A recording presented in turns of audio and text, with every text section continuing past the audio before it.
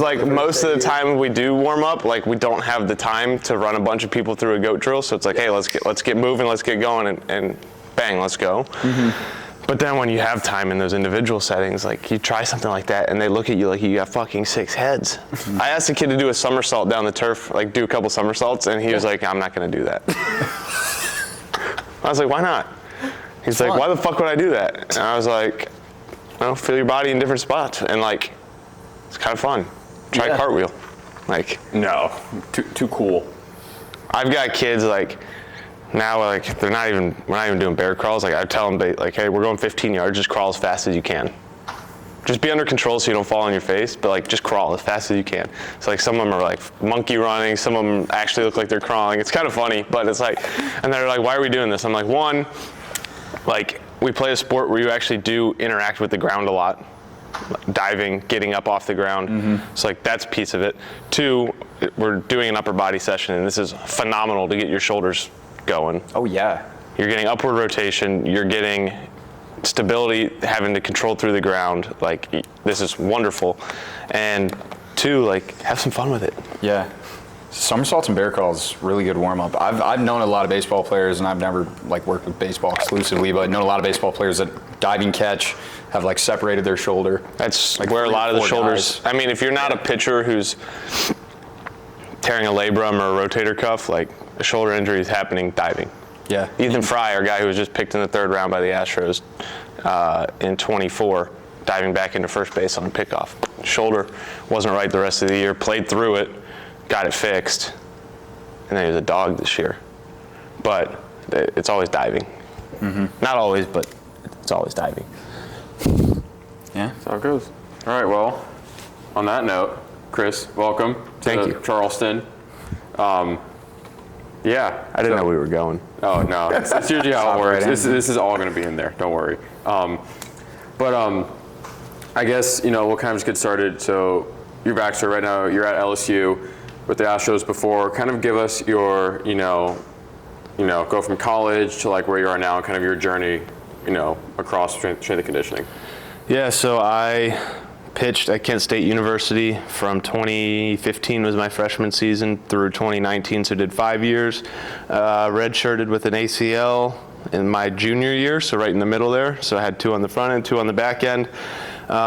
Because of that injury, I was able to fast forward and kind of accelerate my master's, so finish that there before the end of my 5th year. And as part of that master's, my summer between my 4th and 5th year, instead of going out and playing summer ball, I actually went up to Cressy Sports Performance in Massachusetts, interned there in the 2018 summer. So that was like my first hands-on experience coaching. Was awesome, learned a ton, like probably one of the most invaluable pieces of my career to help me move forward. Flash forward to December, before that 5th year started, I had a well-timed LinkedIn DM from Bill Furcus, who was our director of sports med and performance with the Astros at the time.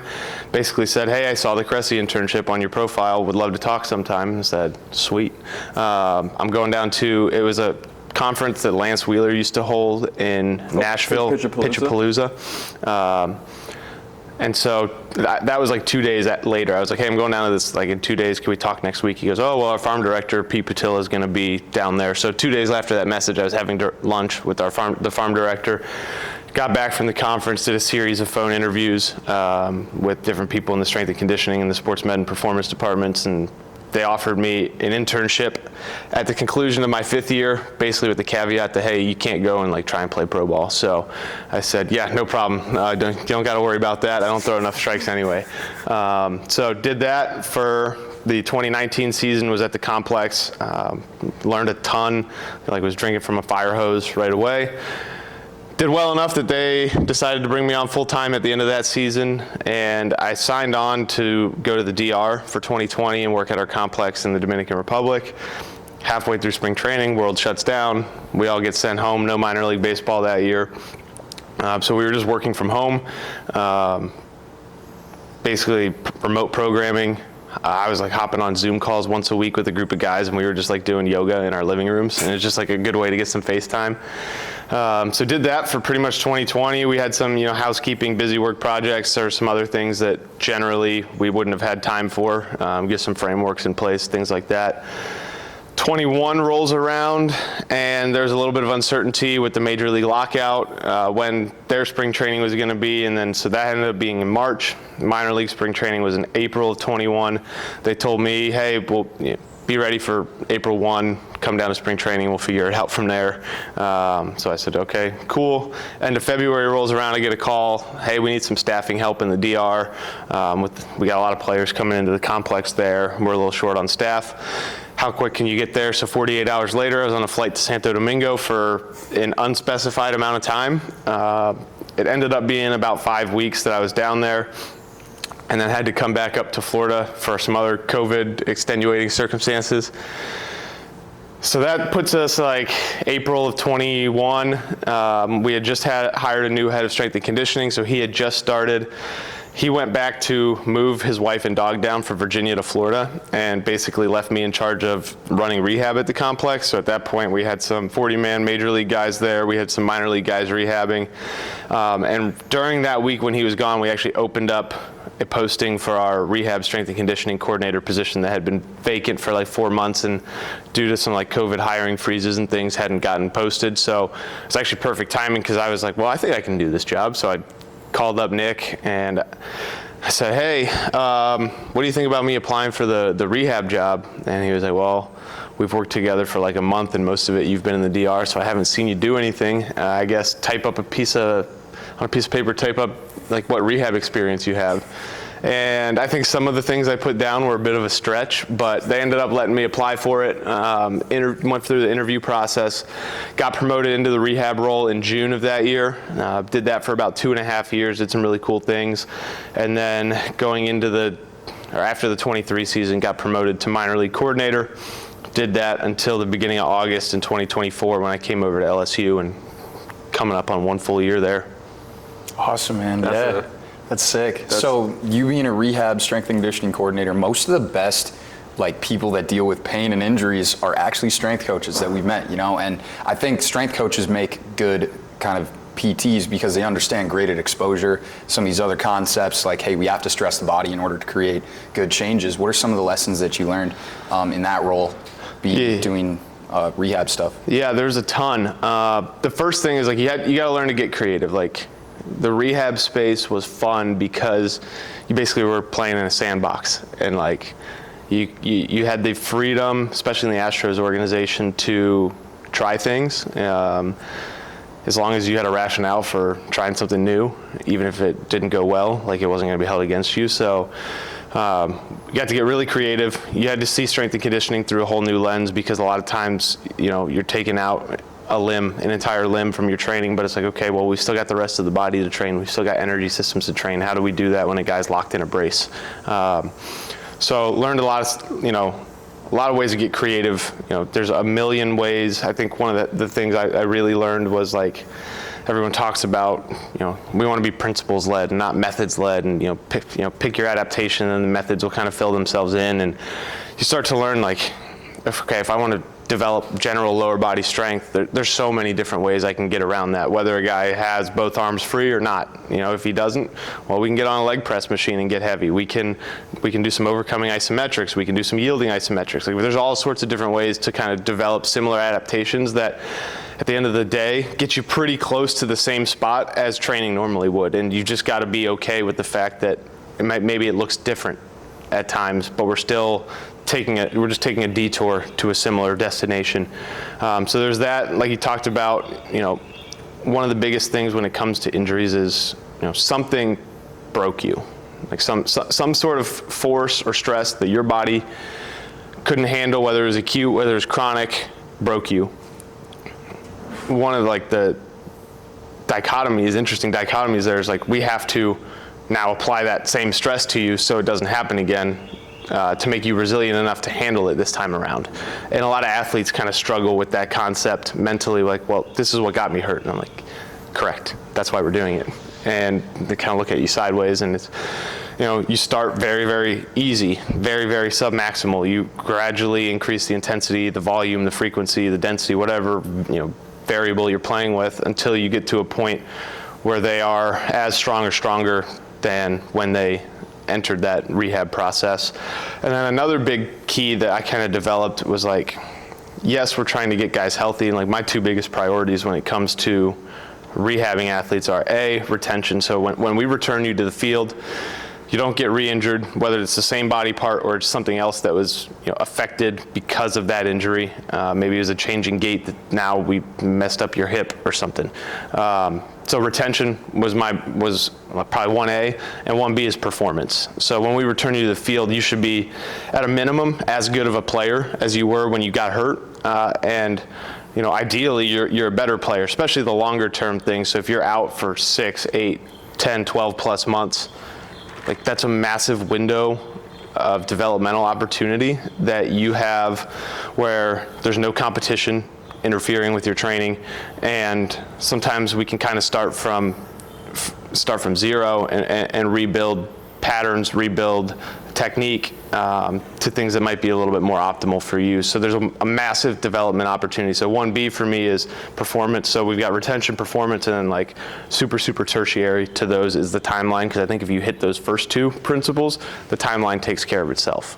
And that's where I understand like giving an injury prognosis. So hey, guy strains a hamstring, maybe it's like a grade 1, grade 1.5, and we project it's going to take 2 to 4 weeks. I understand that. Like there's roster management implications at the highest level. There is the fan interaction and people who want to know, but front office wants to know, coaching staff wants to know, like when's this guy going to be available? And so we give them that timeline that we predict, and I think the more of these that you handle, the better you get at kind of predicting it, but each individual is different and responds differently. So there are times where they respond really well, and you got to make sure that original prognosis doesn't slow you down arbitrarily if a guy is responding better than expected. And then on the flip side, there are times where people get frustrated because it takes longer, but sometimes the healing process for different individuals might take longer. Sometimes the athlete themselves, their habits in terms of sleep, nutrition, all things like that can affect the process. And sometimes it just happens slower, and you have to be okay with that. And so you have to be both objective and subjective along the way. Like, are we hitting benchmarks that we want to see for that specific injury in our return to play? And like, how does the athlete feel while we're doing it? Because that's also a big piece of the puzzle. So both of those are pieces of information that need to be put into the decision-making process. Yeah, do you think, there's probably got to be a couple things, but did anything you learned from doing rehab like carry over to what you do now of just S&C, like just performance? Or is there like something you can pick out that was like, okay, I learned this and this really helped me in this, or I didn't know this about this and now that's aided me in doing regular performance? Yeah, I would say, like, in baseball specifically, once you get rolling in the season, like nobody really feels 100% all the time. I think a lot of sports are like that once you get into the competitive season. Like football's a big one. I remember on Hard Knocks, like Dan Campbell saying something along the lines of like, day one of training camp's the last time you're gonna feel 100%. And so again, being adaptable, being able to make changes on the fly is just so important. Like obviously you put a program on paper, but I always say like we're planning in pencil, and you're gonna hear me say that tomorrow, but like we plan in pencil and things happen, little nicks and dings happen throughout the season where, okay, I might have to adjust my program for a day, for 3 days, for a week, but I'm trying to get you back to feeling good and feeling like we're back to baseline as quick as humanly possible, while also, managing the fact that you're probably still competing. We're not going to pull you just because you're a little bit sore, but maybe I need to adjust something on my end, and maybe physical development takes a little bit of a backseat while we get you feeling good again. So that's a huge piece. I think, again, in baseball specifically, and we can probably talk about this, but we really revamped the way we did and designed our return to throw programs. But I think that also had some carryover into like, how do we train healthy athletes throughout an off season, how do we ramp them up so that they're ready for spring training and the regular season?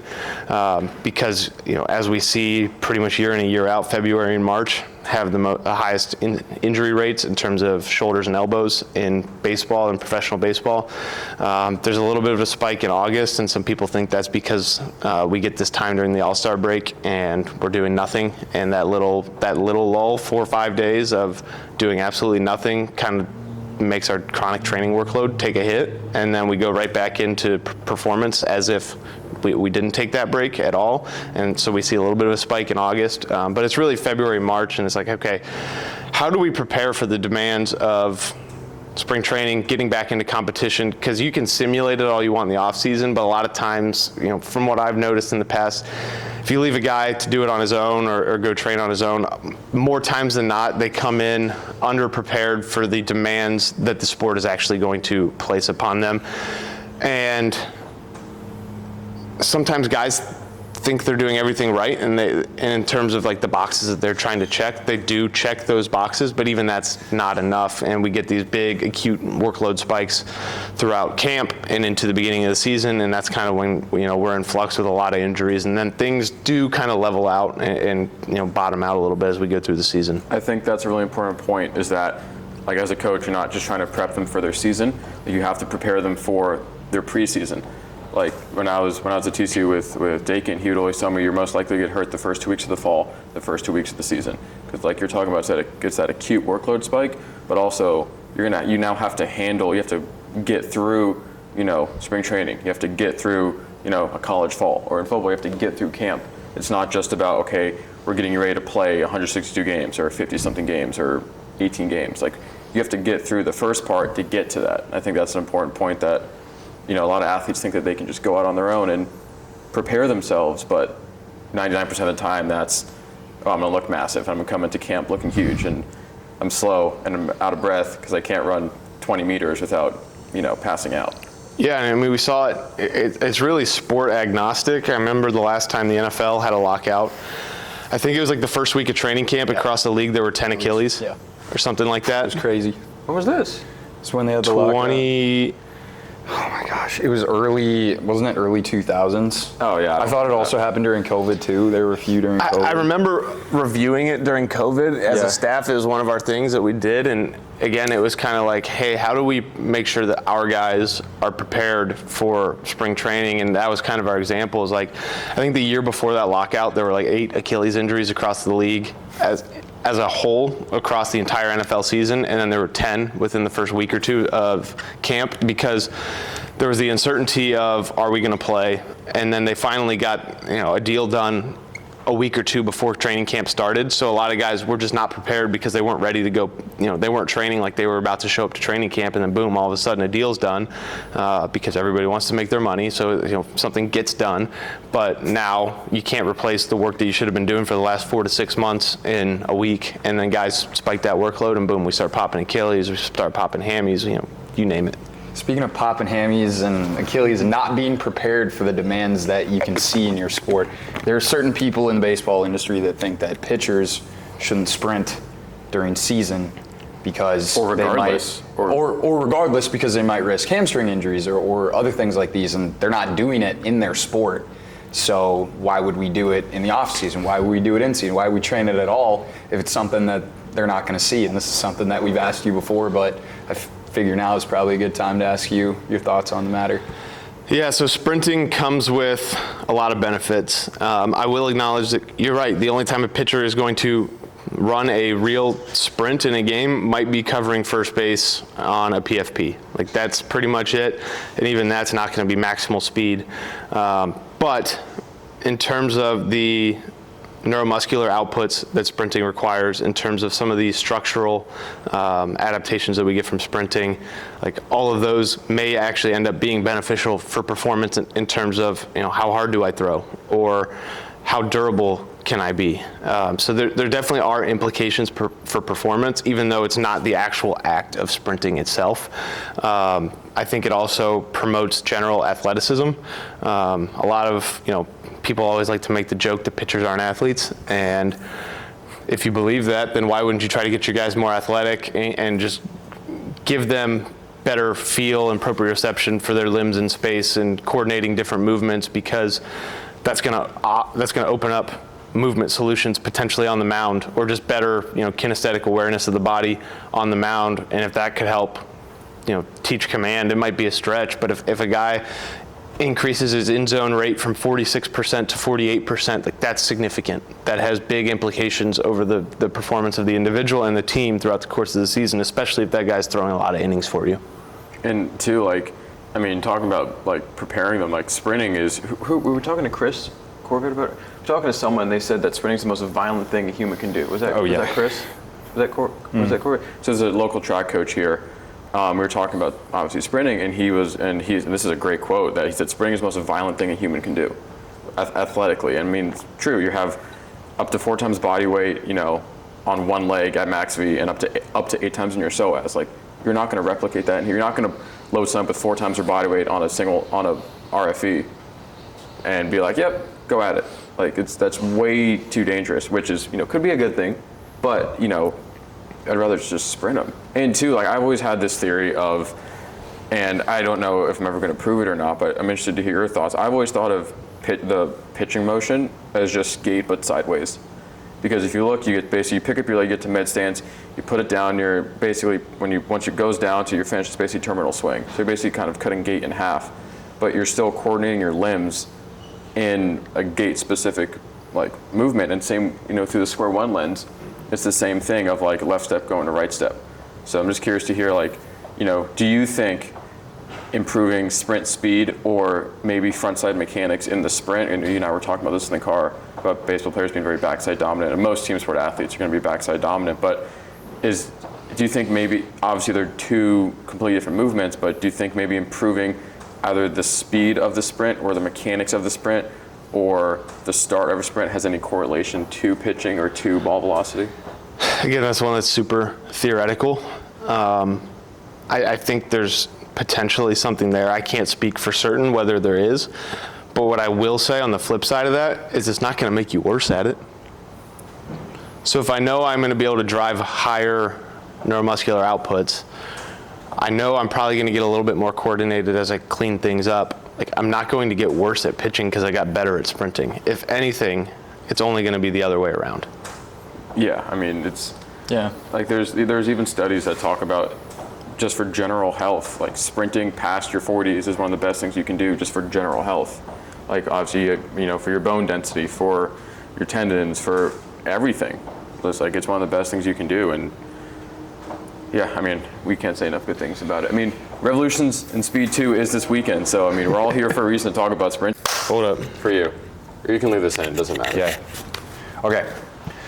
So, talking about sprinting and pitchers, I know Jared just talking about the fact that sprinting is good for just general health too. Nothing can replicate the load on the hamstrings, for example, in something like a sprint. Nothing can replicate that. Nothing in the weight room that we ever do, not a Nordic, nothing at all can replicate, not an RDL, can't replicate the demands, the velocity, the load placed on the hamstrings, right? So how about for your infielders, your outfielders, your base stealers? How important is it for them to be fast? Yes.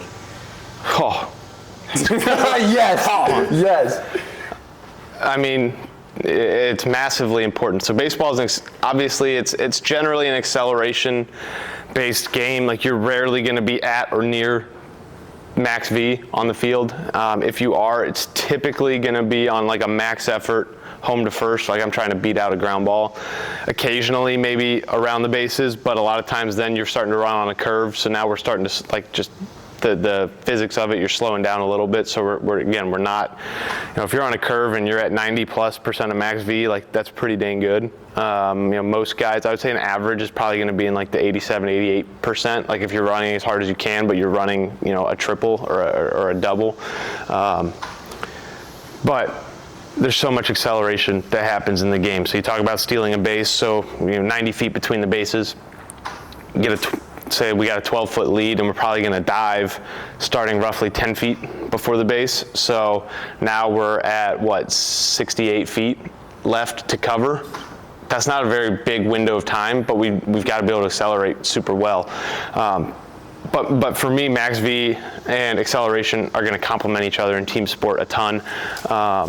So say I'm a 20-mile-an-hour runner, top speed, just as an example, my 90% is going to be 18 miles an hour. So how quick can I get to 90% is important. So how well can I accelerate? But also, if I can push my max V from 20 to 20.5, well, my 90% just got faster too. So again, they play off of one another. Baseball is also a unique sport where we have a super dense schedule of games. I don't know really any other team sports that are like that, like basketball even, not so much. And again, there's less top speed work in basketball than there is in baseball. Football is 1 game a week.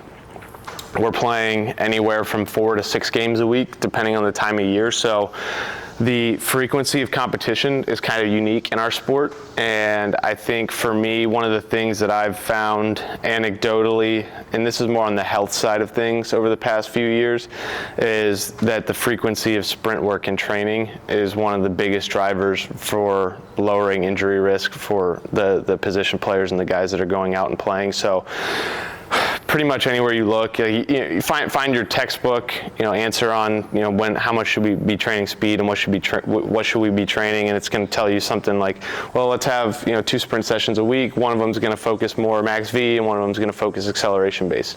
That doesn't work for baseball. You're going back to the being underprepared for the season or the demands of the sport. That's going to leave you underprepared and possibly exposed to injury. So frequency is huge for me. When we get back on campus in the fall, we've already got 20 guys on campus right now between returners and freshmen that are in the building training with us right now. But week 1 of school, we're going to go in. We're going to be in our 8-hour window. 4 of those, roughly 4, are going to be designated towards strength and conditioning. That first week of school, we're going to sprint twice. The third week of school, we're going to sprint, or the second week of school, we're going to sprint 3 times. And then the third week on, it's 4 times a week. So every day that we're lifting, we are sprinting. And the way that I structure the lifts right now, it's Monday, Tuesday, Thursday, Friday, Monday and Thursday being more of an upper emphasis, Thursday, Friday being more of a lower emphasis. Typically what I'll do is I'll have our A-cell, D-cell, change of direction base days on those upper emphasis, and those on the Tuesday, Friday is more of our max V emphasis, and those are always going to come before our lifts. I think with the A-cell, D-cell change of direction stuff, it's a little less potent of a stimulus neurologically, and also just to the peripheral tissue. So I almost classify those as like a moderate intensity day, paired with the upper body, and then the lower body with the max V, and typically it's relatively heavy in the early off season in terms of load in the weight room. Those Tuesday, Fridays kind of become our high intensity days, and the rest kind of fall into low intensity days, whether it's doing some light, aerobic work or mobility work or just taking the day off. That's kind of how we structure things. But for me, frequency and proper periodization and load management are king in terms of boosting performance, but keeping your guys on the field. I think, I'm really proud that, at LSU this year, we had one soft tissue injury. We had a guy who pulled a quad. Other than that was our only soft tissue injury that kept anybody out for gameplay this year. So actually, I take that back. He strained it on a Tuesday or a Wednesday, and he pinch hit on Friday. So again, he wasn't at full go, but he was healthy enough where he could hit, jog to first, and get subbed out for a pinch runner. If it were in pro ball, he would have gone on the IL for probably 2 to 3 weeks, but that was the only one that we had. That's insane. I mean, a sport like baseball where soft tissue is, like, dude, you're going to have, I'd say in college, you're going to have between typically 6 to 10 guys, like, at least in D2. You're going to have like 6 to 10 guys that are going to have something flare up throughout the season. Yeah. So to have one is ridiculous. Like, that's insane. And I'm really happy you brought up frequency of sprinting. It's king. I think frequency is king, and I think it's one of the, it's probably the most overlooked variable currently out there. And again, our sport's super unique in the density of competition. So football, it's like, okay, in college we're going to play on Saturdays. Okay, I can structure my week around that, and I generally know what kind of loads each position is going to hit on come Saturday. And then if I need to adjust my training, whenever my other sprint work days are going to be throughout the week, I can. Whether I got less load than expected or more load than expected in game. Again, building a high chronic training volume is also going to be important in terms of mitigating those injury risks. So, I think when I say frequency and workload management paired together are king. Like, I truly believe that. And when I say workload management, it doesn't mean do less. It means do the right amount at the right time. I think I get where you're going with this, is that if you improve their frequency and you improve their ability to handle load, it's going to improve their workload management as well. They go together. So if we can get you to a point where sprinting's not going to crush you 4 days a week, you can now have more quality time to do that sprint. And this is something I've talked about, I think we've talked a little bit about, where it's not just like management, it's capacity. Like if you're in a single bout sport, like let's say javelin, shot put, for example, or like a long jump, if you have the ability to repeat that bout, that maximum effort bout over and over again, you can now practice the skill of your sport more than someone who can do it once. So like if you can sprint more frequently, you're gonna be able to literally sprint more frequently, have higher quality outputs, have higher quality work, and not just the sprint, but in the weight room, in your sport, to practice your actual skill. Because at the end of the day, like, this doesn't really matter. Like, this isn't their sport. We aid their sport, but if we can give them the ability to perform their sport at higher output more frequently, that's right. You're going to get better skill acquisition. I think there's several pieces to what you just said that are super relevant. The first one being capacity. So like, when it comes to sprint work, I almost think it's backwards of weight room. Like in the weight room, you try to build capacity and then build intensity on top of it. With sprint work, I actually think it's reverse. Like when I get a new athlete, we need to build to a high intensity quickly so we start hitting those outputs, and then we layer capacity on top of that. But it's kind of the reverse in the weight room, where you might go through a GPP phase, build some more capacity, and then start to layer load and intensity from there. It's like reverse with sprinting. The capacity piece is huge. Being able to not get crushed by a single bout or a couple bouts. And I think the frequency is a good, like, so when I first went from 2 days a week sprinting with our guys to 4, in my head I was like, well, I don't really need to change the weekly volume, I just need to change the frequency. But by increasing the frequency, I could slowly, gradually 5-10% at a time boost my weekly volume that I'm getting these guys. And now come season, you're prepared to handle 50-100% more weekly volume than prior. That's going to make you more resilient. And I'll use a guy for example, Ethan Fry, who we touched on earlier. He had a game towards the end of the season. I want to say it was in the regionals, where I think he accumulated 100 yards of high-speed distance one game, which is already on the high end for a baseball player. When I talk about high-speed distance, I'm classifying that as yardage accumulated above 85% of max V. Different people have different parameters, but that's where I'm coming from with it. The next day, he went and I think it was 208 yards of high-speed distance, which is the most I've ever seen in a baseball game. And he was DHing. He wasn't even in the field, but he was 3 for 3 with, I think, a pair of doubles, maybe a pair of doubles. He beat out a ground ball running hard to first base. He might have stolen a base and then scored hard on like a hard effort second to home. But I've never seen. I don't know that I've ever seen over 150 yards of high speed in a baseball game. He went and did 208. Hammies were a little bit sore after, which it's like, okay, yeah, we can even prepare for what we think we're gonna get and then, exceed that in competition. And that's one of the beauties of team sport, is being able to deal with the high variability you can get in workload from competition to competition. He was a little bit sore. We threw some extra recovery modalities at him, like really made sure sleep, nutrition were kind of dialed in for the days following, and he didn't miss a beat. And then the next game he went out, and I think he was probably 2 for 4, had another 80 yards of high speed. And so, like, again, weekly volume ended up, whatever the total was for the week, probably close to 500 yards, over 85% of his max V. Like, ended up being something crazy, but he was able to handle it because he was prepared. And that's what the frequency and the building of a chronic workload is going to allow you to do. A lot of guys that aren't built up for that would have exploded at some point during that week in the hammy. You would have just seen him pull up gimpy at some point, running around the bases, and then all of a sudden we've got issues. We had no problems, and then took a few days, really light before we got into the super regionals, and I mean the guy mashed all NCAA tournaments. So yeah, there are a lot of parallels between good programs in my mind. High velocity, high intensity, high frequency, high density. These are things that you're talking about. And I mean, what we do in here, we sprint every day. We do change of direction or acceleration or max V.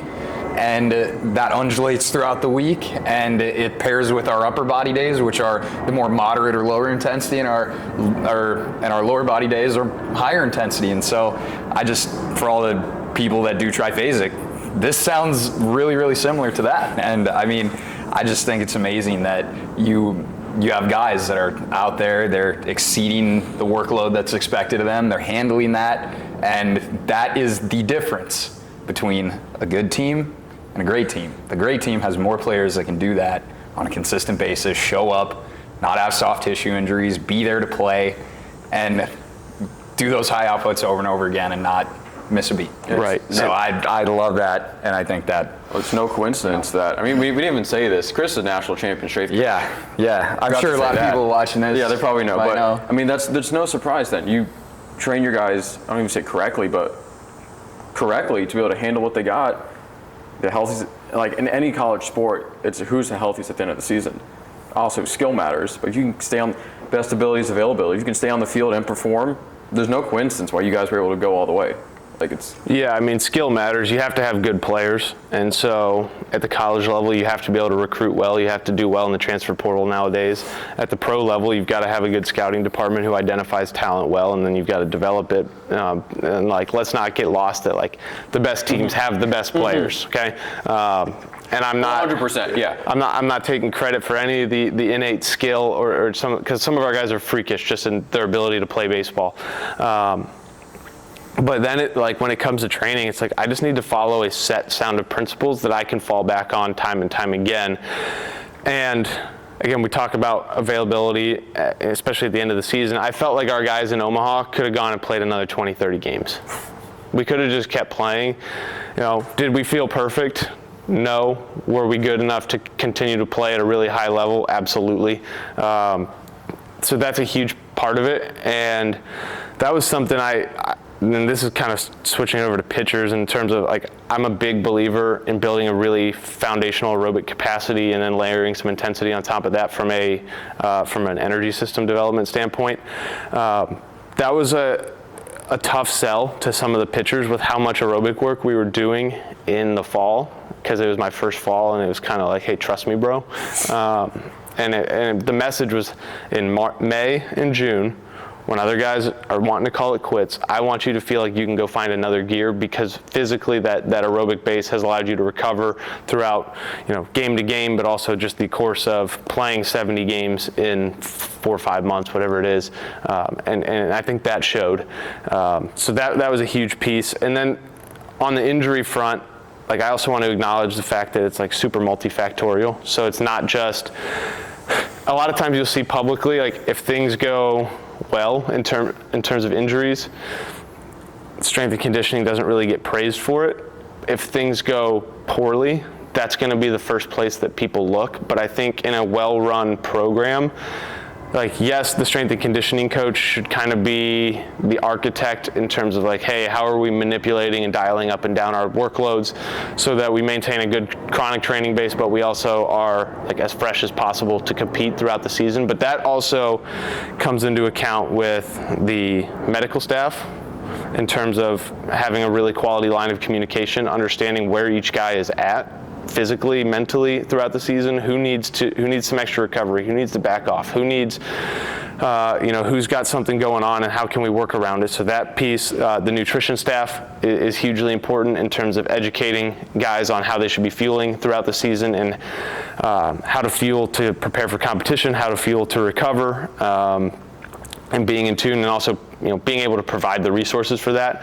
And then the relationship with the coaching staff as well, and getting them to buy in to some of those models. So those conversations are being held, whether we're trying to go really light for a day as a group, whether some individuals may need a heavier day because they haven't been playing. And again, we're trying to keep that chronic load high. So if you haven't played in 2 weeks, we need to be doing activities so that in the case that somebody does get hurt, this guy can be plugged in and we're not worried about anything going wrong with him.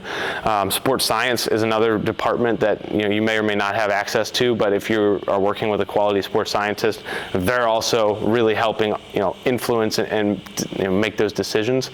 All that works together, and these injuries are super multifactorial, but it takes that whole staff getting out of their silo, getting out of their area of expertise, and kind of everything bleeds together. And you talk about this player-centric model, but it truly is. Everybody that's on staff should be working to support the athlete to maximize their performance in competition and maximize their health and availability. And the best organizations do that better than others. I think injuries are very funny or fickle in this world too, because the biggest thing that I think some coaches can wrestle with is the fact that you can't quantify injuries that never happened. And so I can never say, I did X intervention and we prevented Y. I can never say that. I can only look retroactively at the injuries that did happen and try and dissect maybe what went wrong, and maybe we did everything right and the injury still happened. Or maybe it was a freak thing that you just couldn't prepare for. When we talk about collisions, sometimes in baseball get funky. But it's one of those things where you can do everything wrong as a coach and get a good outcome. That doesn't mean you did a good job. You can do everything right and get a bad outcome. That doesn't mean you did a bad job. But if you do everything right over a big enough sample size, you're going to get enough good outcomes that you're going to be able to say, okay, hey, I've made a difference. We have drawn competitive advantage for our organization in terms of performance or health because of these principles that I've fallen back on. And so you can't get caught up in the N=1, and athletes are going to. Say you do something new in the warm-up pregame one day and a guy goes 0 for 4, he's never going to want to do it again. Or you do it and he pulls a hammy, he's never going to want to do it again. It's really easy to get influenced by that N=1, but I think, again, when you're principle-oriented and you're principle-first, you've got to let the iterations kind of play out and get a big enough sample size before you say, okay, I think this is something that is quality or not quality. But those are just some general thoughts on injury and availability. Is the big. It just comes down to, you can do everything wrong and get a good outcome. You can do everything right and get a bad outcome. But how can you go and review that retroactively and continue to progress as a coach so that you're making enough good decisions over a big enough sample size to draw competitive advantage over the others? And that's, at the end of the day, that's how you achieve and maintain success outside of just getting good players.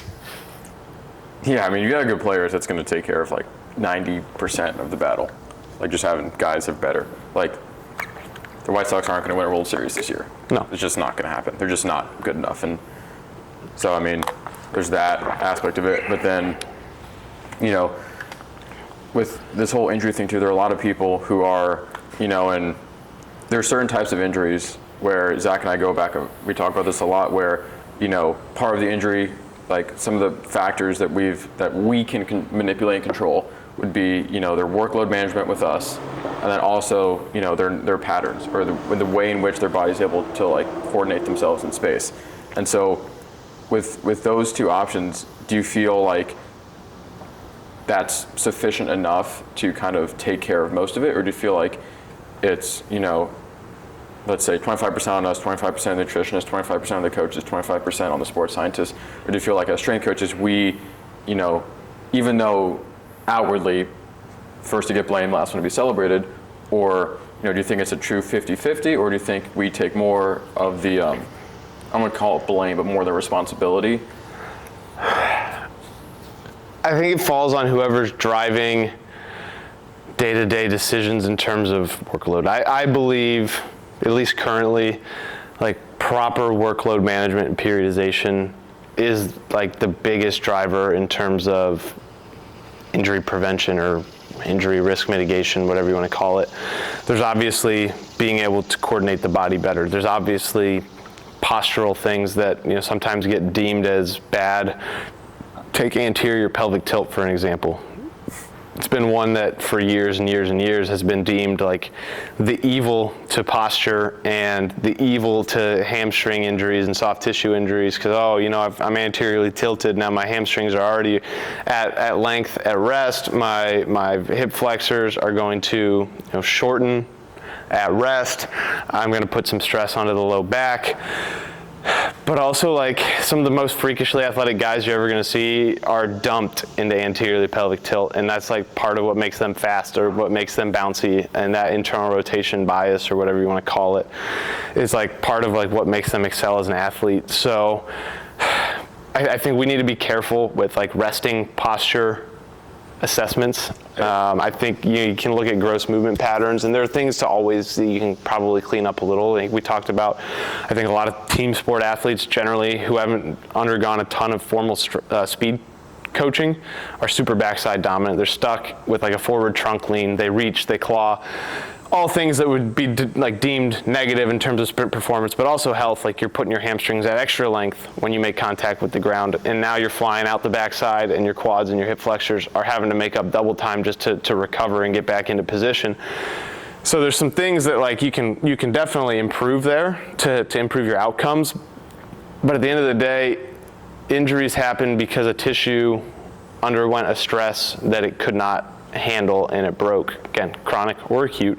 So I think just becoming as resilient to as many of those as possible, and in certain sports which ones you're going to get a lot. Like in baseball, we're going to get a lot of throwing and a lot of swinging and a lot of rotation in one direction and a lot of stress to one shoulder and elbow. So yeah, there's certain things that we're trying to essentially bulletproof or really make sure that we're dialed in terms of how much workload we're prescribing. But I also want guys just to be generally athletic, and I've started to incorporate a lot more just human movement into my training, crawling, gymnastics stuff, trying to just invite chaotic environments, because I think if you treat everything like it's like we're in a vacuum and we're trying to, everything that we're doing in training is designed to prevent injury and like not expose guys to anything that could ever hurt them, then they're going to go get exposed to things that could hurt them on the field, and they're not going to be ready to handle it, whether they don't have the proper tissue tolerance, whether they don't have the neurological strategy to deal with it, and then we get a lapse in judgment and boom, now I've blown an ACL. There's all sorts of things, but I do think, back to the original question, those who are driving the decisions that are going to ultimately decide your workload that you're putting on guys, and the ways in which you're accomplishing that or achieving that are going to be, I think it's your biggest driver. And then secondarily is some of the coordination stuff, some of the proprioceptive stuff. But that comes with, okay, let's have them train in an environment where things are constantly changing. The environment is fluid. They're having to pick up cues from the outside, and it's not just, I'm picking up this weight and putting it back on the ground, or I'm running in a straight line from point A to point B. Those are great places to start to build capacity, to work on technique. But at some point, the motor or the sensory motor aspect of that has to be brought into the equation, and that's another piece of the training pie. Yeah. So us in the private sector now, we're experiencing some things where we have some athletes that are extending their season a little far beyond at the youth level. We have basketball players that are playing basketball year round. We have baseball players that are playing baseball. Football's got 7-on-7. Yeah, 7-on-7. Like the amount of skill training is excessive out of season. There is a lack of general qualities that we're looking for. Can you talk to the importance of an off season in terms of the guys you're working with at a college level, maybe some of the guys in high school that you might see in the future? How important is it to have a off season where we can focus on more general things, or do you think that's something that we need at all? So it's definitely something that's needed. It's definitely needed at younger ages too. The recruiting process, especially at high levels, is getting earlier, and feels like it's been that way for like a decade plus now, where you've got 8th graders, freshmen who are committing or getting offers. Generally, like, and you've got kids going and playing in showcases left and right. If you don't have anything to showcase, don't show up to the showcases. That's first and foremost. If you're the worst player at a showcase, you should not be there. Allocate your money and your resources elsewhere, period. We're gonna clip this and put it somewhere. Like, go work on getting better at your skill, your sport, or getting generally more athletic by playing more sports, or putting yourself in a training environment that is going to expose you to more than just your sport that you suck at, or spend that time getting more physical. A couple weeks ago, I was out at the Dodgers-Astros game in LA and was on the field talking to some of the guys before the game, and it was the first time I had seen a lot of those guys on the big league roster in a while, probably since roughly like a year ago, the All-Star break then. And having been around college athletes compared to major league athletes for a year, it like really struck me the difference in physicality between those guys. Granted, they're older, they've got a little bit, of biology on their side, but there are so many college athletes, high school athletes who are nowhere close physically to what it takes to become a major leaguer. And too many people, I think, get caught up chasing the outliers in terms of like, oh, this guy looks like that and he's an all-star, so I should try and look like that. No, you've got it all wrong. That guy, if I'm drawing a bell curve, he's out here in the 3% or the 1.5% or the 0.003%. Why are you trying to chase statistical outliers? That is stupid. Go look at what a bulk of big leaguers look like and chase the middle of that bell curve. Because most of them are not out here in terms of, I'm just that superior. And I've told guys this in college and in pro ball, like, hey, you're 20 years old, right? Okay, Bryce Harper made his big league debut at 19. Juan Soto made his big league debut at 19. There's guys who are 20 years old who are getting called up. Those guys were probably going to become big leaguers no matter what. You are not, because you are in college. You are in low A, struggling. So you've got to work on something.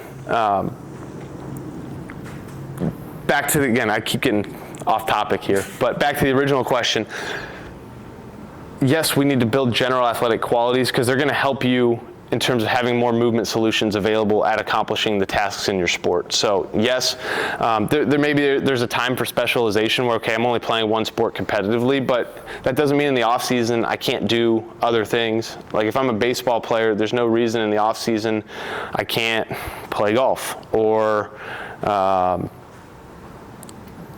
take your pick, play badminton, play bowling.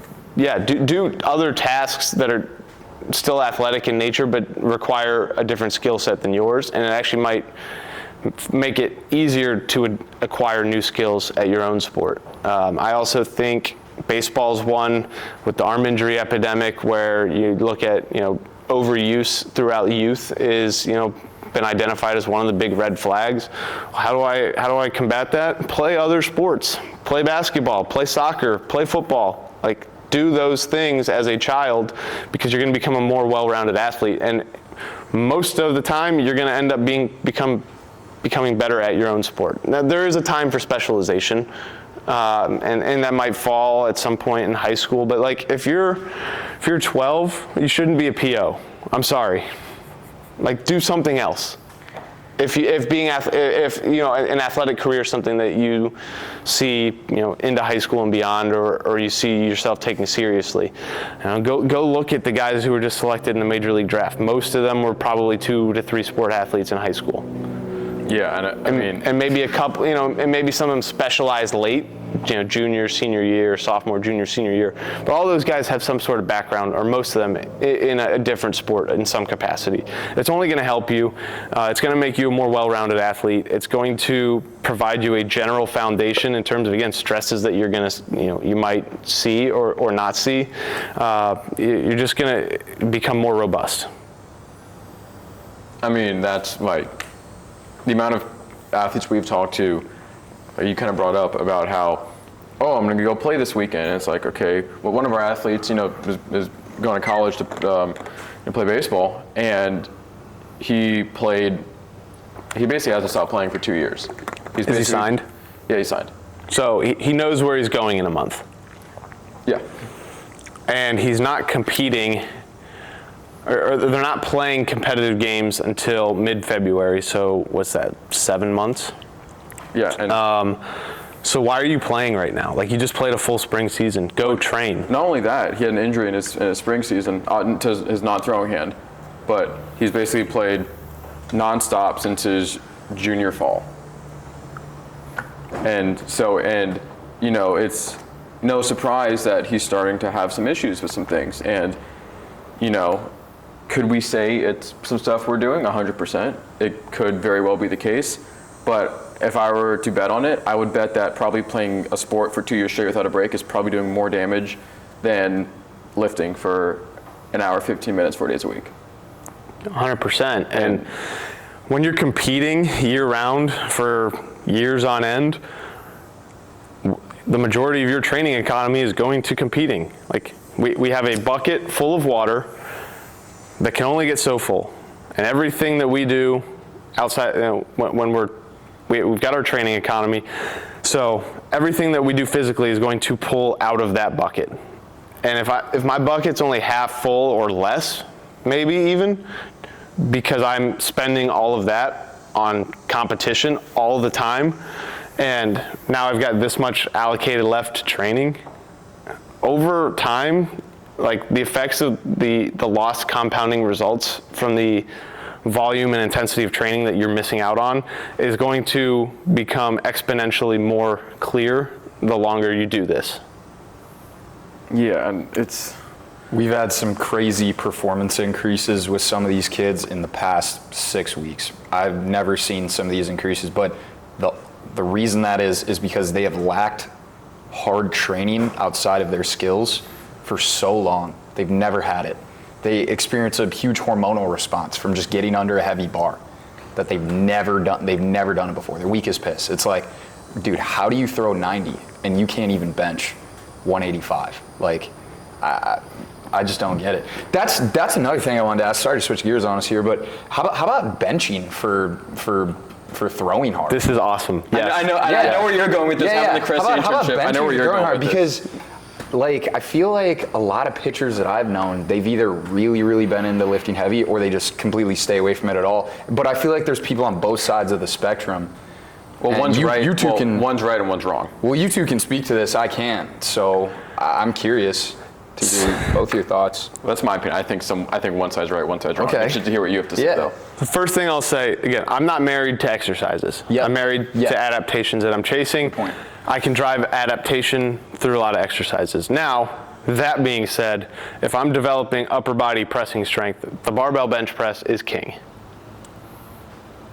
Don't come at me with dumbbells and say, well, it promotes shoulder stability. Okay, I'm training output when I'm doing a barbell bench press. I am not training for stability. If you want to train shoulder stability, train it outside of an exercise where you're all like, if I can't train output and stability, that's a sliding scale. And I'm going to trade them off. So, like, if I'm training with a barbell, the only other thing that I might say will compete with that for like output ability in an upper body press is any sort of like machine press. So like a hammer chest press. Awesome, love it, because I can get heavy and I don't have to worry about technique on that whatsoever. Barbell bench press, again, it's more fixed, there's less moving components, I can drive load through the roof, I can get stronger. Another one that is an old wives' tale that needs to be just shot down is the fact that it is bad for your shoulders or it puts stress on your shoulders. It puts stress on your shoulders, good. This comes back to, we can't avoid stress, we need to become tolerant to stress. Every time I throw a baseball, I get into layback. So yes, I'm in external rotation, but if I take that component out, what am I in? I'm in horizontal abduction right here. And a lot of the higher level throwers get into deeper ranges of it. So now if I'm talking about any sort of pressing where I want to limit myself to 90 degrees and put either do a floor press or put a pad on my chest or I'm just consciously limiting myself, why am I not training in this range of motion? I get into this motion, I get into this range every single time I throw. So A, I need to be able to handle it, but B, pec minor specifically is one of the biggest drivers of internal rotation. When I get into max external rotation, I should probably develop some sort of output in my pec minor, because that, when I get out here and now I've got to rip into IR, that and the lat are the two biggest contributors, and they are going heavy, along with some of the rotator cuff muscles. But like, I should be benching into deep range. Another one with great deep range would be fly variations, dumbbells, cables, take your pick.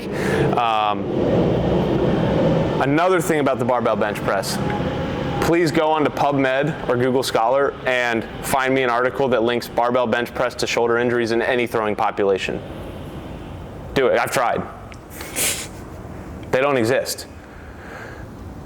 So we're talking about an exercise that is going to maximize my output at a part of the body that is hugely important to my on-field performance. I am talking about an exercise that is not unsafe. I don't get why people don't do it. That being said, not married to exercises. If I get an athlete that has some sort of injury history or movement restriction that's going to hinder them in terms of getting into the positions needed to on a barbell bench press, then I'll change things. I'm not an asshole. But I would say 95+% of the athletes I've worked with have plenty of range of motion to complete the exercise. Ethan Fry, again, we keep using him as an example, but he's a physical specimen. Had a labrum surgery at some point May or June, probably June of 24, and he was benching 265 for triples in season. Like, this is a guy who had a major shoulder reconstructive surgery less than 12 months ago, and he's putting up legitimate weight. So it's an exercise that boosts performance, and it's an exercise that is not unsafe. The only thing unsafe about it is if you don't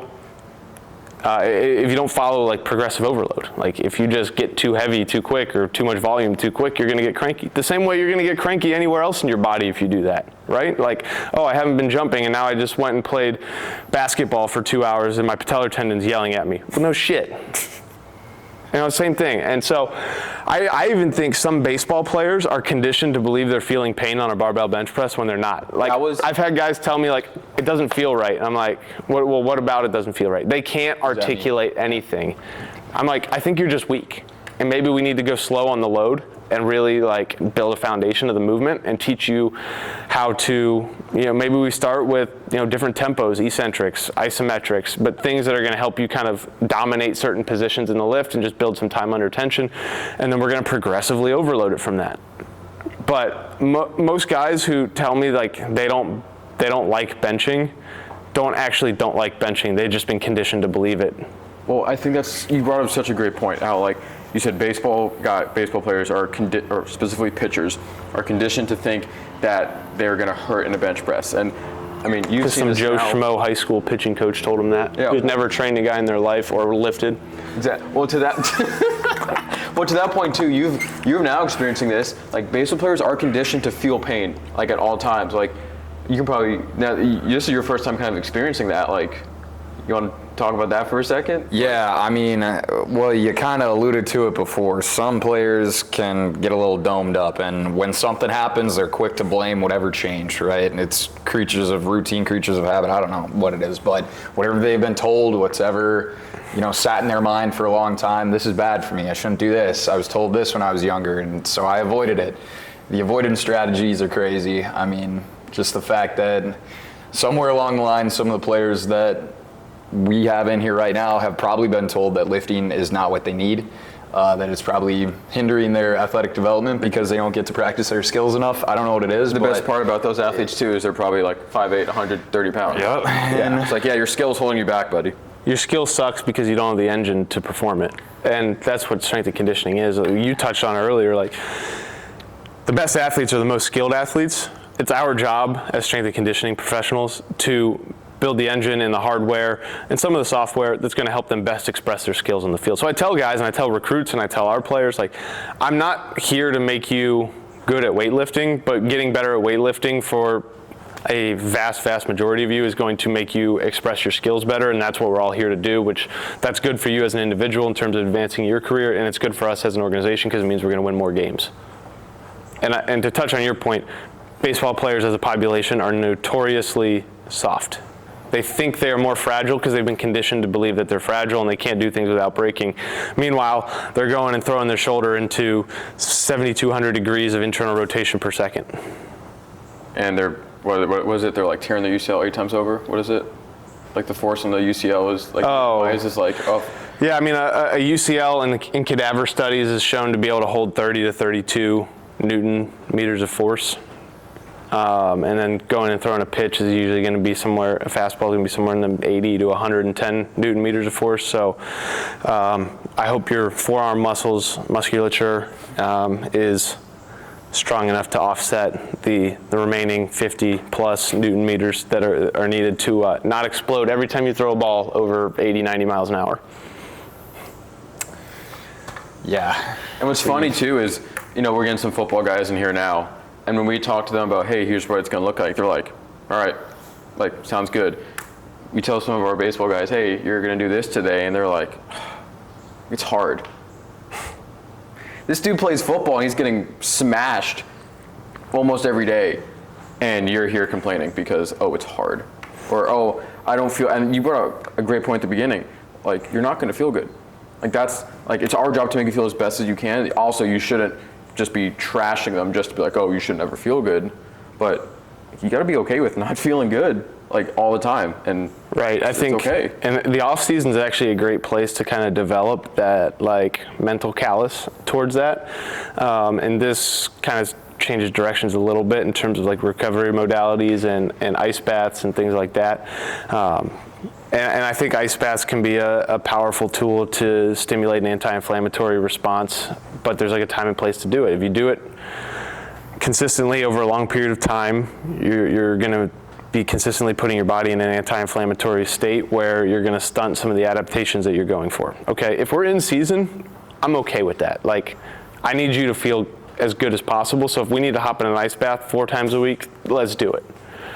If we're in the off season, and you feel like shit because we lifted heavy one day and maybe we crushed you with a little bit of volume and you don't feel good the next day, please stay out of the ice bath. Please don't take any anti-inflammatory over-the-counter medication. Your body needs that time to repair itself and make the adaptations.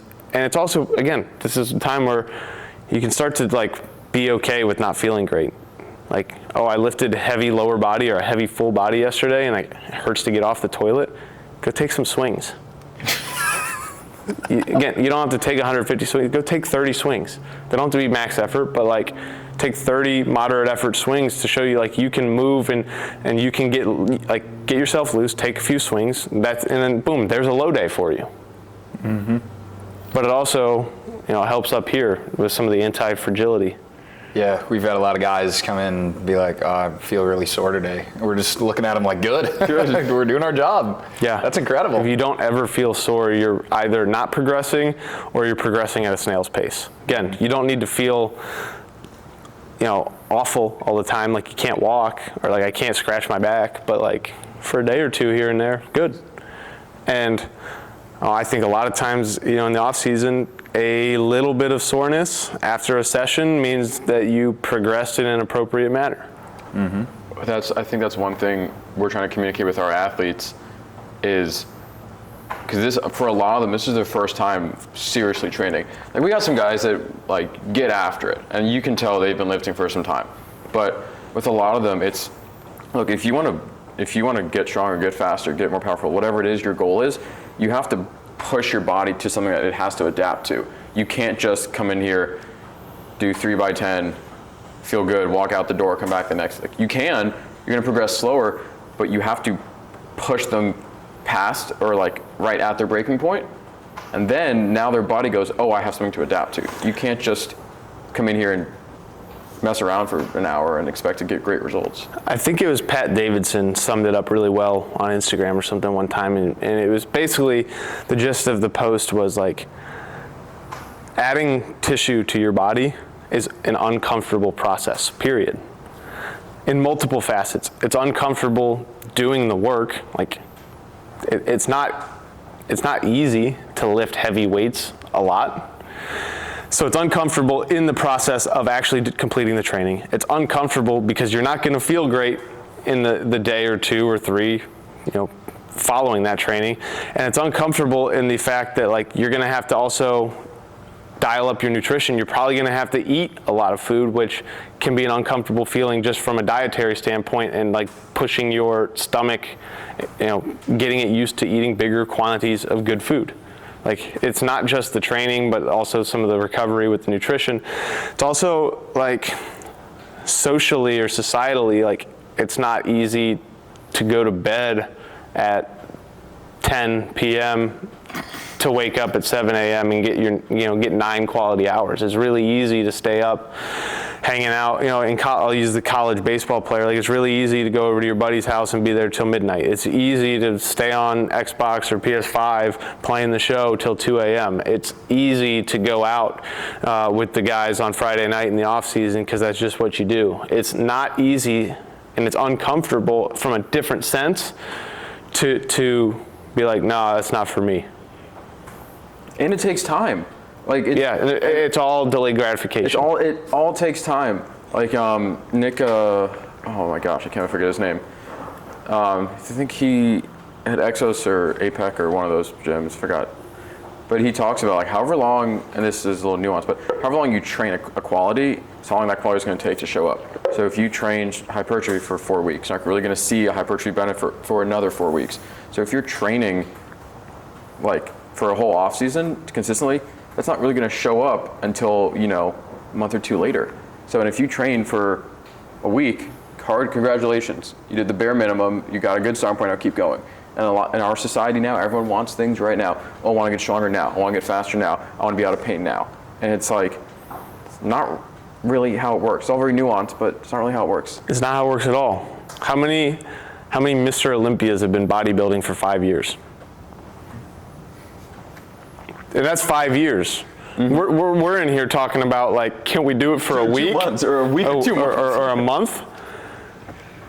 Like, you want to do things at the highest level. It's consistency in your training and your habits away from training, because you train for, including skill stuff, let's call it an average of 2 to 3 hours a day for an entire year. That's maybe even on the high end. Okay, that leaves you 21 to 22 hours a day that you're not training, that you still need to take care of stuff. Do you have to be perfect? No.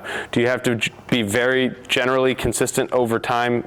Yes, and it takes time. It's compounding results. The example I love is like Warren Buffett has made, I think it's like 99 or 96% of his net worth after the age of 60 or age of 50. I forget the exact number. We're talking about a guy worth tens or hundreds of billions. I don't know what he's worth now, but like 99% of that has come in the back half or the back third of that amount of time. These things, like compounding results, take time. That's so true. I think too, a point to that is people or some athletes will be like, oh, I'm working hard, I'm in the gym and I'm grinding. It's like, okay, you're doing that, but like you're saying, what are you doing the rest of your day? Are you sleeping right? Are you eating? Because a lot of these guys will come in here and say, oh, I'm working hard. They'll post about it on social media, oh, getting after it. And like, this is another point, it's the kind of topic, but I can't stand people that get up and post at 5 a.m. that they're in the gym, and then the rest of their day they're doing nothing. It's like, you could have slept in, gotten good sleep, and lifted at like 10 o'clock or 9 o'clock. There's no point. If you absolutely have to train at 5, like, if you're trying to make it to pro ball and you got to work at 9 to 5, okay, that's different. Get up early, get your work in, and then try to be a professional athlete after that. But if like, it's this whole like facade of working harder, this facade of, oh, I want it. And it's like, it's not just enough to come in here and train. And it's not just enough to train consistently. Like, that's the bare minimum. Like, a lot of people on social media are talking about all these, there's all these modalities out there that accelerate your training. And they're like, you just need, and the only thing you need is consistent training. It's like, that's the bare minimum. Consistent training is the bare minimum. And even then, you're not guaranteed results. That's the easiest part too. It's the easiest part, is just show up every day. That's the easiest part because it's the most like outwardly visual or apparent, like physical work. Like when you did it, you're sweating or you're sore or you're tired. But like when you going to bed early is not sexy, but it requires discipline. And to me, discipline is very simple. It's doing the shit that you need to do regardless of the circumstances or how you feel about it. Yeah, like no one's flexing on social media. Yeah, I'm going to bed at 8. No one's doing that, except maybe you. I might start doing that. You should. I got a 94 sleep score according to my watch last night. There we go. 10:27, a little bit late, but hey, my body thought it was 9:27 to 7:15 this morning, so I don't know how long that was, including my awake time during the night, 8 hours, 41 minutes. Yeah. This is another sidetrack you can get into, whether this stuff's valuable or not, but maybe I should start flexing it. You should. Go to bed. Yeah, I'm going to bed at 8 o'clock tonight, getting good sleep. But seriously, like... Get ready for bed with me, routines. Get ready for it. You're sorry, serious. But that's the thing that matters, though. It's not, like, I'm just so tired of hearing coaches say, train consistently, because, like, it's no shit. You know, that's... Like, it's not enough. It's obvious. That's the obvious. It's the obvious and it's the easy. Because usually, I mean, sometimes you're on your own with training, but a lot of times you've got a coach present or you've got other individuals present that can kind of, witness it, maybe hold you accountable a little bit, but at least like provide you some structure and some planning. And then, you know, the other stuff's on your own. Like, even if you have a nutritionist at your school, they're not walking to every meal with you or cooking your meals. Like, there's only so much that those individuals will do. At some point, it's your career and you've got to take ownership of it. That's so important, because a lot of athletes feel like, oh, they're going to take care of it for me. Oh, these professional athletes, they have people that do it for them. It's like, do you not understand that they make $30 million a year and they can pay someone an absurd amount of money to do that? Like, it all comes from them. And it's, I mean, with our athletes right now, like, if they think, a lot of them think that the bare minimum, like, that if they're showing up here once or twice a week, it's enough. And you talk to them and they have, like, there's some guys that have this attitude of, oh, I'm really good, or I do this. It's like, okay, you show up twice a week, you play video games the rest of the day, you come in, you're tired. I don't get how you're tired. You come in at 10 a.m. in the morning. How can you be tired coming in at 10 a.m.? And it's like, you're just kind of, it's like you're undoing everything. Like, the weight room is meant to start the process of adaptation. It's just the stimulus. Everything else you do after that determines whether and how much of that you're going to get. Bingo. That's a message I deliver our guys. Like, this sets the table for the gains that you make. But you could just wipe this away with everything you do tonight. Like, go crush 15 bush lights and go to bed at 3 and wake up at 8 and get 0 quality sleep, even though you think you slept well because I fell right asleep. No, you were just pissed drunk. Like, the training sets the table for everything else. It is the first point. It's the first piece of the equation. Oh man, I lost my train of thought. I had something good. You got anything for him right now? Just help him going. No, I'm right now in my head, I'm thinking of so many examples of athletes that are just like, they work so hard throughout the week and then just get piss hammered 3 days a week. And yeah, it doesn't work. I'm just like, bro. And I train hard. And we tell our athletes, like, we like to think we run a pretty good program here, but in reality, it's all on them. Like, if they can't do the stuff, you know, right, the other 22, 23 hours a day, I don't know how much. It might actually make them worse if they can't get 8 hours of sleep at the right times and be consistent with their eating. And I think that's one of the beauties of the private sector and to a degree the professional sector. Like, it's on you. And if you don't want to do the work, like, I'm not speaking for you, but like, we don't need you here if you don't do the work. Hoping in a few years we can be say like, that. Right, we can say that. Right. Brand new facility, brand new facility. Right, yeah. Right now it's kind of, you want to show up? That's great. Come here. Please. You know, at the pro level, a majority of our athletes did what they needed to do. Yeah. There were a small handful who didn't, whether it was they thought that they knew better and wanted to do their own thing. Okay, great, good luck. Or they just blatantly didn't do the things that they needed to do and then didn't know why they didn't have success, and then it was somebody else's fault when they got released. But I would always tell guys in pro ball, like, hey man, you don't have to do what we're doing. Like, you have the right to not do it, I think we've got a really good team in place to help you. A lot of very experienced people from a wealth of backgrounds who, all bring their piece to this puzzle to help you be as good as you can. If you think that you can do it better or you just don't want to do it, best of luck, because when you don't produce, you're getting fired, not me. Yeah. And I also think athletes get really comfortable making excuses nowadays. I don't have access to this, or I had this in my schedule, or I've got X, you name it. Awesome, that's fucking life. Sorry, I don't know how much I can cuss on this. Oh, you can. Well, that's okay. It happens. That's life. Nobody has dealt with the exact same hand of cards playing the game of life. How are you going to play the hand that you're dealt? And yours might be better, and you might have to work, not have to stress as hard to get some of the resources that you need or the availability to things that you need. Yours might be worse, and you might have to take a bus across town to get into a cold, dark gym that doesn't have the best equipment. So what? Make it work, or don't. The world does not care. That's so important. Like, no one cares. Nobody cares.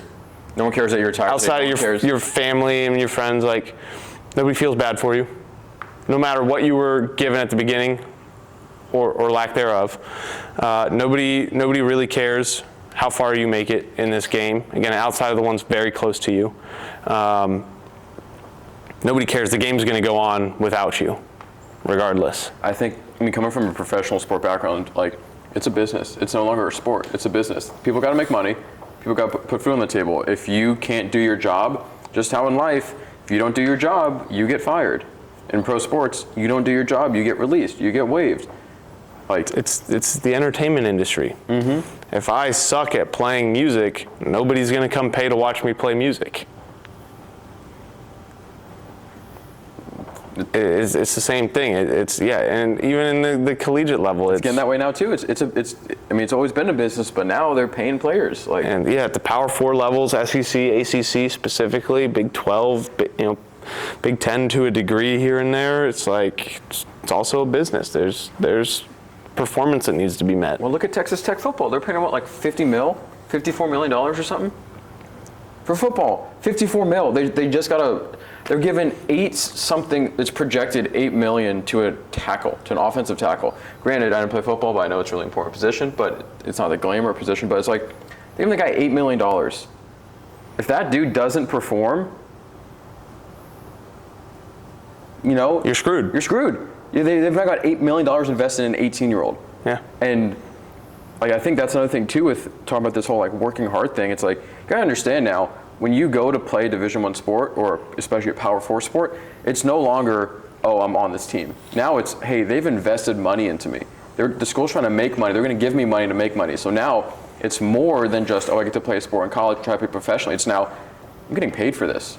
And that comes with way more responsibility than just having your school paid for. Way more. Yeah, and it's also like watching the MLB draft last week. It really struck me, like, it's harder than ever nowadays to get picked or even get a chance. Like, we had some guys on our roster who I was shocked didn't get a chance. Even Cade dropping out of the top two. And again, that's some of it's more nuance probably. The nuance of how teams are going to allocate some of their bonus pools and things like that. Because the first kid went $4 million under slot. Cade wasn't going to do that. I'm sure Bremner at 2 probably went under slot. So again, that's kind of some of the economics behind the draft. But like, the kid at Georgia this year hit 370 with 17 homers or something, undrafted free agent. What? Yeah. Seriously? In the SEC, yeah. I mean, like, it's harder now than ever, and that's just baseball, but it's every sport because, quality training is becoming more readily available. Information is becoming more readily available to people everywhere. I think we're building as a field, like, bigger, faster, stronger athletes across the board, which means competition's getting better, which means if you're not doing that stuff, you're getting left behind, and your skill either better be so good that it makes up for it, which again, good luck, you're out here on the bell curve, or you're going to get left behind at some point. It's just a matter of time. I want to go back to that bell curve for a second because there's so many. I mean, I think it's worse in baseball than any other sport. That athletes will look at like a DeGrom, or they'll look at like an Ellie, Altuve, and be like, oh, I'm small, or I'm lean and lanky. I'm 6'4", 150 pounds, soaking wet. I can sit 100 miles an hour for 7 innings and be one of the greatest pitchers of all time. Really? Because you throw 82 right now, and you're the same size and weight as Jacob deGrom.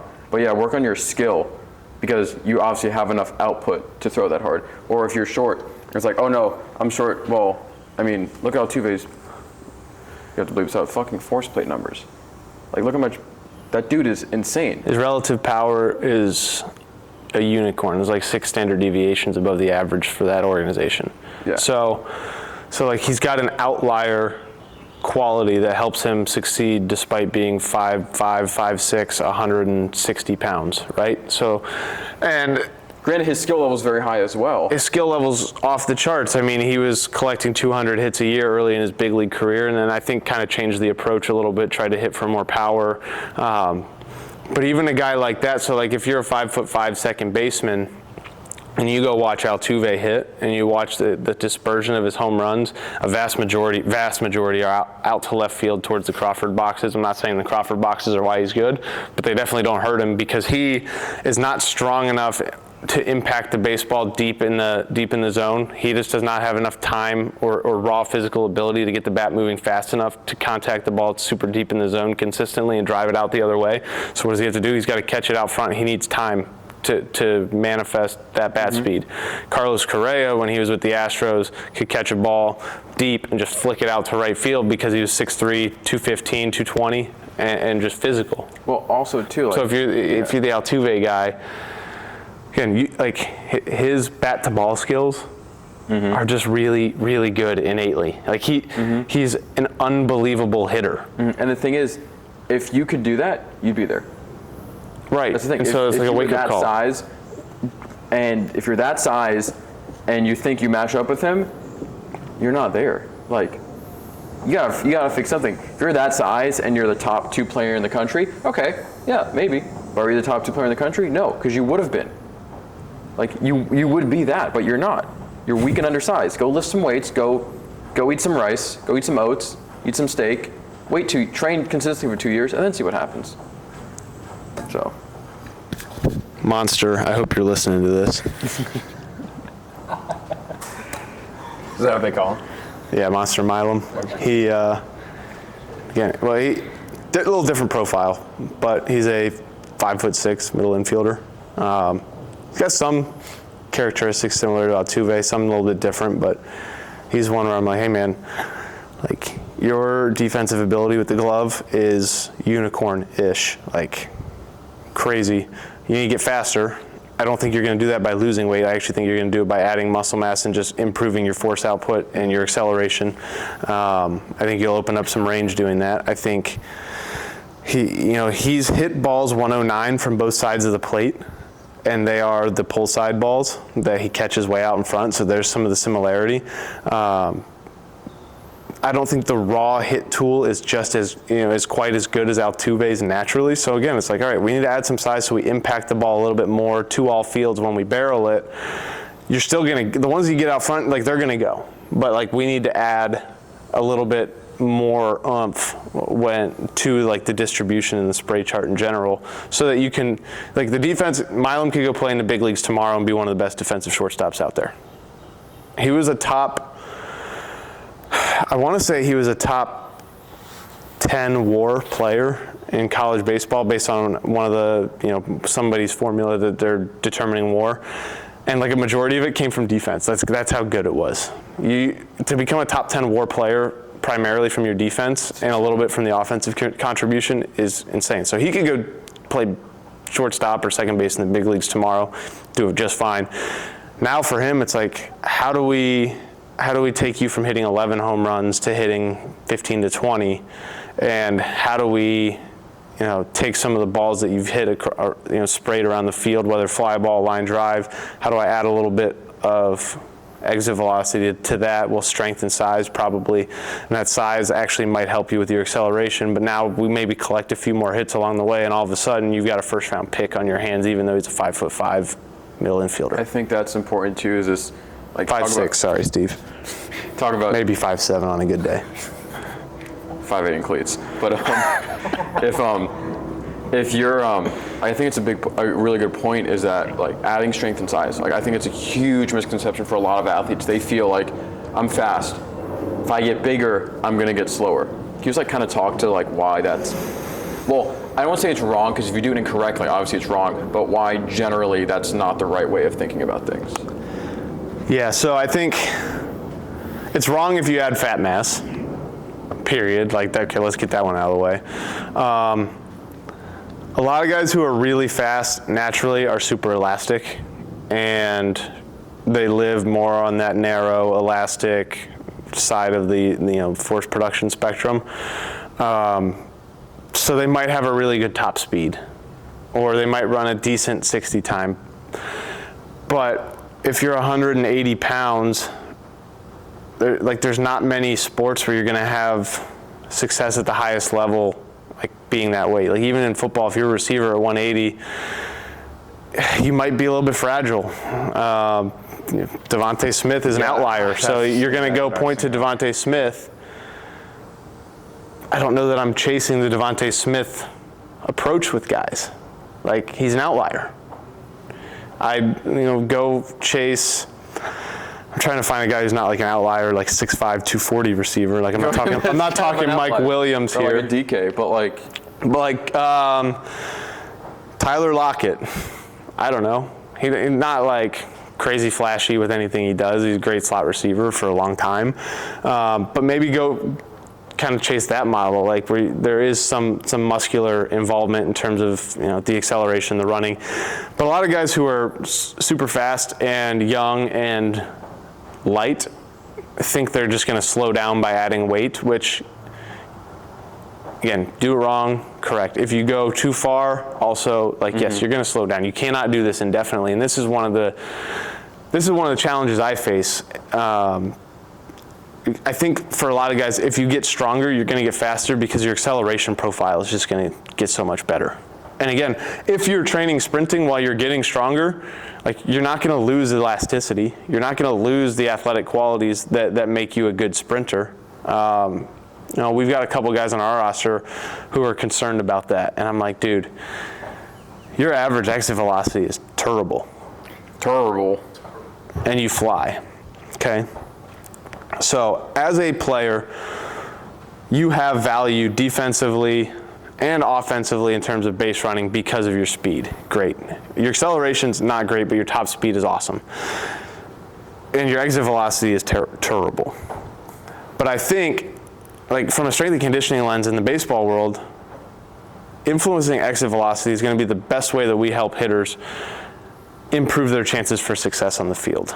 So you've got to get stronger. The two biggest correlators to that are impulse and body weight. So force output, body weight. Bigger, stronger, all things held equal, you are going to hit a baseball further. There's a reason, Mark McGwire and Barry Bonds looked the way they did. Barry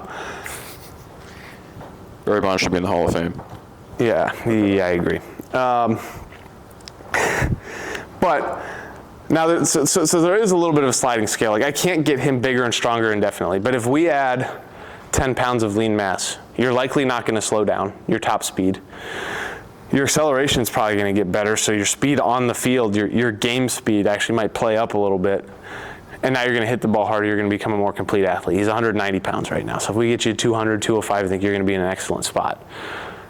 Now, if you tell him hey, we're going to 235, okay, that's probably going to slow you down, and that's part of what happens in the scouting world too, in terms of projecting players. Is scouts have this belief that when they add size, they're gonna slow down, and I think that does happen a little bit naturally, especially with guys who have 30 pounds to gain before they're a finished product for major league quality. But we don't have to. It's not a foregone conclusion. If I get bigger and stronger, I'm going to get slower. A lot of times, that first 10, 15, maybe 20 pounds, it's the inverse. You're going to get a little faster because you're stronger. Simple. Do plyometrics, sprint, Yeah. maintain your elasticity. Oh, look at that. I can still run fast. And I can get to that speed quicker, which is the name of the game in team sport. It's not like a track athlete where I'm accelerating for 50 meters and then trying to hold top speed just as long as I can and just like not die at the end. It's like if I'm running 30 yards to first base, if I can get to 90% within the first 10 yards versus the first 15 yards, that has massive implications. So it's a little bit different in terms of like the way we think about holding a sprint and designing a sprint per se. Yeah. I agree. So many tangents. Yeah. Yeah, that's how this normally goes. It's never I stays love on it though, topic. man. I think it's a good place to end it. Yeah. It's been fun. Thank you. Chris, Yeah. thank you so Yeah, much. I just go until you cut me off. Yeah. So. Yeah, I'm excited to hear what your presentation is. I know like a too. little bit about it, but I'm really excited to kind of hear everything. Talk about speed development in a team setting. So I think it's going to be super applicable to a lot of coaches that deal with teams ranging from 10 or 15 to 40 or 50. I think there's going to be things you can take from it. It's one that, it's not going to be super sciencey. It's going to be, really applicable. So for those that are seeing this and want to check those out afterwards, and you're a coach, like I'm hoping that you go watch this as a high school or college strength and conditioning coach, and you've got like 3 to 5 things that you go, I can go implement this with my squad tomorrow. So we're going to talk about general speed development in terms of some of the technical stuff that we work on, and then I'll also talk about some of the workload management and periodization in a different presentation that kind of ties it all together, but I think it should be fun. Yeah, I'll be sick. I won't be splitting the atom like Jared. All right, no. I'm definitely not splitting the atom. I'm going to say before my presentation, I'm really dumb, so let's forget everything we're about to talk about, and then I'll give the presentation. That's how it's going to work. Yeah. Well, Awesome. Chris, thank you so much, man. Yeah. We appreciate your time.